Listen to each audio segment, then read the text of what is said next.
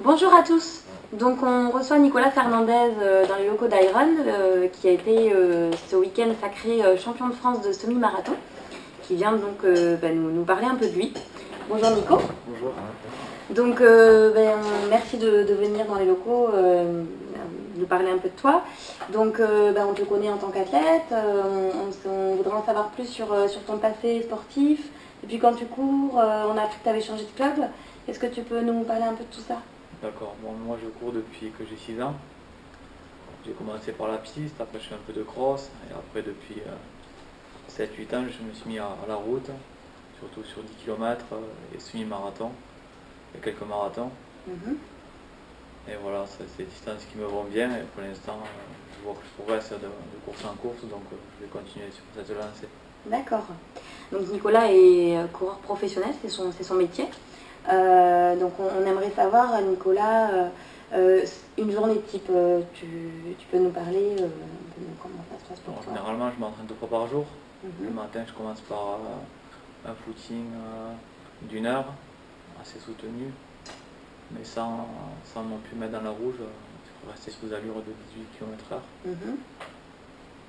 Et après j'essaie de m'étirer un petit peu. D'accord. Tout ça toujours le matin? Toujours le matin. Après de bien me reposer après le repas de midi.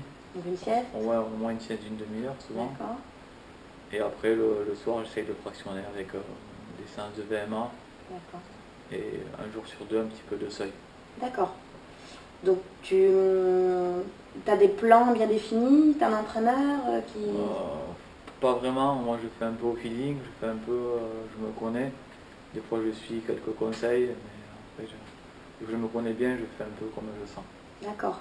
Justement, j'allais parler de ce feeling. C'est vrai qu'on ne sait jamais trop sur quelle course tu vas aller. Est-ce que c'est volontaire pour toi de ne pas dévoiler ton programme, ou est-ce que c'est aussi que tu fais à la sensation? Moi c'est extrêmement rare que je prépare des courses. Je prépare jamais de courses. Je fais vraiment au fur et à mesure ce que je pense être bien, ou c'est intéressant pour moi, ou j'ai envie d'aller courir. Un peu à la méthode de Kenyan, hein. Là, je suis capable d'enchaîner, des fois j'enchaîne 2-3 courses par week-end, ça m'est déjà arrivé, et ça ne me fait pas peur, et j'aime bien courir comme ça. D'accord. On va revenir peut-être rapidement sur ta performance de ce week-end, une grosse performance, hein, puisque c'est ton record. Est-ce que ça va changer des choses pour toi? Qu'est-ce que ça marque pour toi, cette belle performance? Je suis content parce que ça fait quand même un podium sur un championnat de France, hein. C'est toujours bien à prendre.